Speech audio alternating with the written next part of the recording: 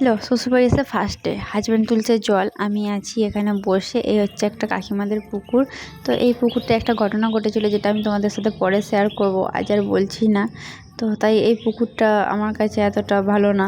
তো আমি এখানেই বসে আছি, কারণ এখানেই মা আরে সব কাজ করে। আর ওরা দুজনে এখন ঘুমোচ্ছে, তাই আমি এখানে এসে ফার্স্ট বসলাম, ভাবছি কী করব। আর ওরা উঠে পড়লে খুব ঝামেলা করবে। কালকে অনেকটা রাত হলো পৌঁছাতে, অনেকটাই আমাদের জার্নি হয়েছে, তার জন্য শরীরটা অনেকটা উইক থাকে।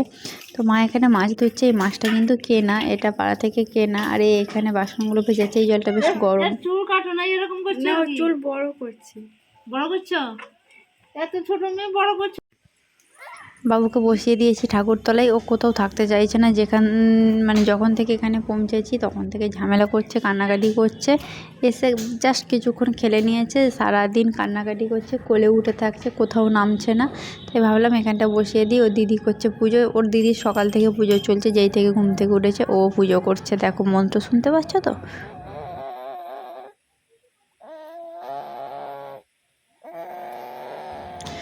তো এরা পুজো পাঠ করছে, কিছুক্ষণ আমি দাঁড়িয়ে আছি কোল থেকে নামিয়ে। এই আর কি ভেবেছিলাম পার ডে ভিডিও দেবো, পার ডে অনেক কিছু করব, ধামাল হয়ে যাবে আমার লাইফে, আমি অনেক ঘুরতে বেড়াতে পারবো।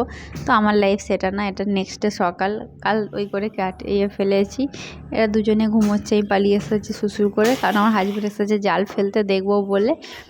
তো ও জাল ফেলেছিল বহু বছর আগে, আমাদের বিয়ের পরে একবার দুবার ফেলেছিল, কিন্তু তারপরে আর গতবার এসেছিলাম আর ফেলা হয়নি, কারণ একটা ঘটনা ঘটেছিল। আর তার আগেও ও ফেলেনি মনে হয় লাস্টবার, কারণ হচ্ছে ও কাজে বেরিয়ে গেছিলো। তো আজকেও বেরাবে, আজকে জাল ফেলে বেলায় বেরাবে বলেছে। তো জালে কি ওঠে দেখা যাক, ওয়েট করো।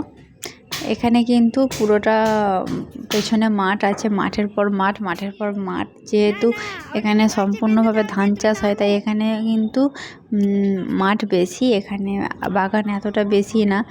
তো এটা আমার শ্বশুরবাড়ির পুকুর, মানে আমার শাশুড়িদের পুকুর, আর ওটা কাকিমাদের পুকুর। তো এই পুকুরের ধারে আমরা দাঁড়িয়ে দাঁড়িয়ে দেখছি, আর দুষ্টুটা উঠে চলে এসেছে, দেখেছো?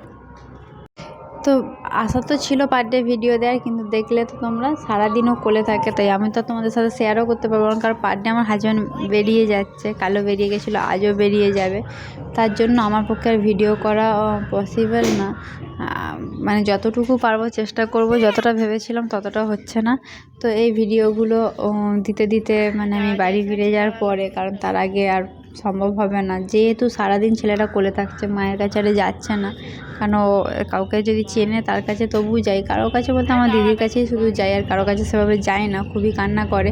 আর মেয়ে যে ছাড়াও থাকবে না, মেয়েটা এখানে বাড়িতে এমনি তোর সাথে খেলতে চায় না, তারা এখানে তো একদমই খেলছে না, কারণ হচ্ছে সারাদিন সে ঠাম্মির কাছে আরে এদিক ওদিক ঘুরে বেড়াচ্ছে, কাকার সাথে ঘুরছে।